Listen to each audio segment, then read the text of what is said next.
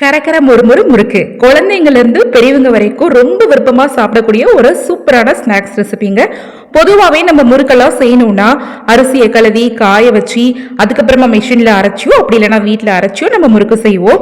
ஆனா இந்த முறுக்கு செய்யறதுக்கு அதெல்லாம் அவசியமே கிடையாது. வீட்டில் மீதமா இருக்கிற சாதம் இருந்தாலே போதும், டக்குன்னு 10 நிமிஷத்துல இன்ஸ்டன்டா ரொம்ப ஈஸியா செஞ்சு முடிச்சிடலாம். Welcome to super kitchen. நீங்க ஃபர்ஸ்ட் டைமா இந்த வீடியோ பார்க்கறதா இருந்தா சூப்பர் கிச்சன் சேனலை சப்ஸ்கிரைப் பண்ணிக்கோங்க, பக்கத்துல இருக்கிற பெல் ஐக்கனையும் கிளிக் பண்ணிக்கோங்க. வாங்க இந்த முறுக்கு எப்படி செய்யலான்னு பார்க்கலாம். இந்த முறுக்கு செய்யறதுக்கு 1 கப் அளவுக்கு புழுங்கல் அரிசி சாதம் மீந்ததை எடுத்திருக்கேன். நீங்க பச்சரிசி சாதம் சாப்பிடக்கூடியவங்களா இருந்தாலும் தாராளமா இந்த முறுக்கு செய்யறதுக்கு பச்சரிசி புழுங்கல் அரிசி 2 அரிசியில வடிச்ச சாதத்தையுமே பயன்படுத்திக்கலாம். நீங்க எந்த கப்பால சாதத்தை அளக்குறீங்களோ அடுத்தடுத்து அதே கப்பால பேஸ் பண்ணி மித்த எல்லா மெஷர்மெண்ட்டையும் அளந்துக்கோங்க. இப்ப 1 கப் சாதத்துக்கு 1/2 கப் அளவுக்கு பொட்டுக்கடலை எடுத்திருக்கேன். இந்த பொட்டுக்கடலையை வறுக்கணும் அப்படின்றதெல்லாம் அவசியமே கிடையாதுங்க. அப்படியே டைரக்டா ஒரு மிக்சி ஜார் கப்ல சேர்த்துட்டு உங்களால எந்த அளவுக்கு நல்லா நைஸா அரைக்க முடியுமோ அந்த அளவுக்கு நல்லா நைஸா அரைச்சுக்கோங்க. கப்பியா அரைச்சிட்டீங்கன்னா அது மறுபடியும் சலிக்கணும். ஸோ ஃபர்ஸ்ட் ஸ்டேஜாவே நீங்க நல்ல நைஸா பவுடர் போல அரைச்சிருங்க. அரைச்ச இந்த பொட்டுக்கடலை மாவை வேற ஒரு மிக்சிங் பவுல்ல சேர்த்துக்கலாம். சேர்த்ததுக்கு அப்புறமா நம்ம சாதம் எடுத்து வச்சிருந்தோம்ல அந்த சாதத்தை இந்த பொட்டுக்கடலை அரைச்ச மிக்சி ஜார் கப்லயே சேர்த்துட்டு கூட கொஞ்சமா ஒரு 1/4 கப் அளவுக்கு தண்ணி சேர்த்துட்டு நல்லா இது மாதிரி நல்லா நைஸா வெண்ணெய் போல அரைச்சிட்டு இந்த பொட்டுக்கடலை பொடியோட சேர்த்துக்கோங்க. இப்போ இதுல 1/4 டீஸ்பூன் தனி மிளகாய் தூள், 1/4 டீஸ்பூன் வெள்ளை எள்ளு, கருப்பு எள்ளு இருந்தா கூட தாராளமா சேர்த்துக்கோங்க, 1/4 டீஸ்பூன் அளவுக்கு பெருங்காய பொடி, 1/4 டீஸ்பூன் அளவுக்கு சீரகத்தை கைகள்ல நல்லா இது போல கிரஷ் பண்ணிட்டு சேருங்க. சீரகத்துக்கு பதிலா ஓமம் இருந்தா கூட நீங்க தாராளமா சேர்த்துக்கலாம். நான் ஆனா இன்னைக்கு சீரகத்தை தான் சேர்க்கிறேன்.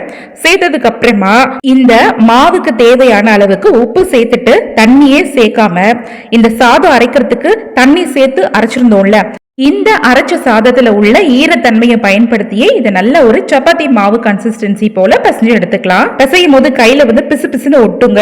ஏன்னா இதுல நம்ம சாதத்தை அரைச்சி சேர்த்திருக்கோம் இல்லையா, அதனால ஒரு 2 டேபிள் ஸ்பூன் அளவுக்கு ரீஃபைண்ட் ஆயில் இருந்தா சேர்த்துக்கோங்க. அப்படி இல்லாட்டா நீங்க என்ன சமையல் என்ன யூஸ் பண்றீங்களோ அதுல 2 டேபிள் ஸ்பூன் போல சேர்த்துக்கோங்க. இன்னும் சொல்ல போனா இதுல 2 டேபிள் ஸ்பூன் போல பட்டர் சேர்த்துக்கோங்க. முறுக்கு இன்னும் நல்லா சாஃப்டா இருக்கும், டேஸ்டாவும் இருக்கும். இப்ப பாருங்க, பிசைஞ்சு முடிச்சதுக்கு அப்புறமா காட்டுறேன்.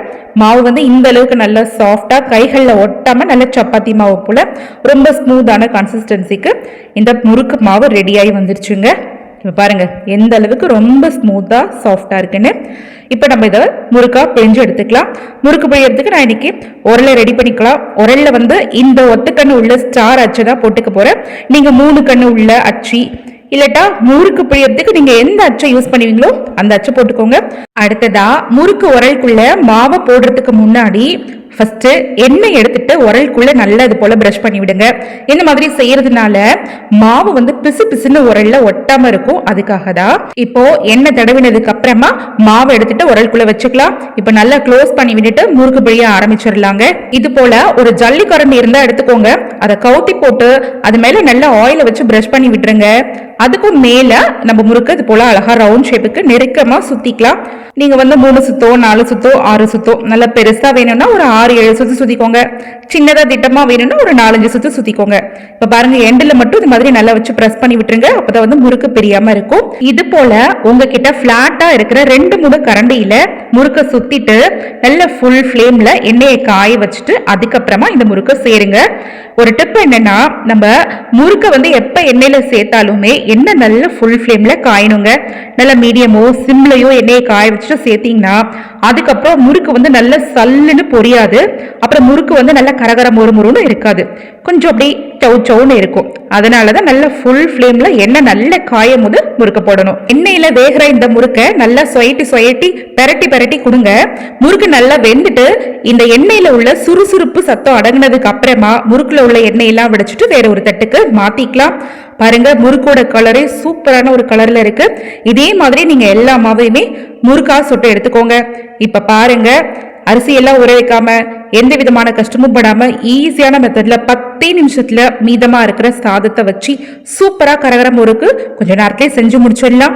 இதே மாதிரி முறுக்கு நீங்களும் உங்க வீட்டு குழந்தைங்களோ பெரியவங்களோ முறுக்கு கேட்கும் போது செஞ்சு கொடுங்க. ரொம்ப என்ஜாய் பண்ணி சாப்பிடுவாங்க. இந்த முறுக்கை நீங்க ஒரு ஏர்டைட் கண்டெய்னர்ல ஸ்டோர் பண்ணி வச்சு 10 நாள் கூட வச்சு சாப்பிடலாங்க. கெட்டே போகாது, நமத்து போகாது, கசிறு வாசல்லாம் அடிக்கவே அடிக்காதுங்க. இந்த முறுக்கு ரெசிபி உங்களுக்கு பிடிச்சிருந்ததுன்னா வீடியோவை லைக் பண்ணி ஷேர் பண்ணுங்க. நன்றி.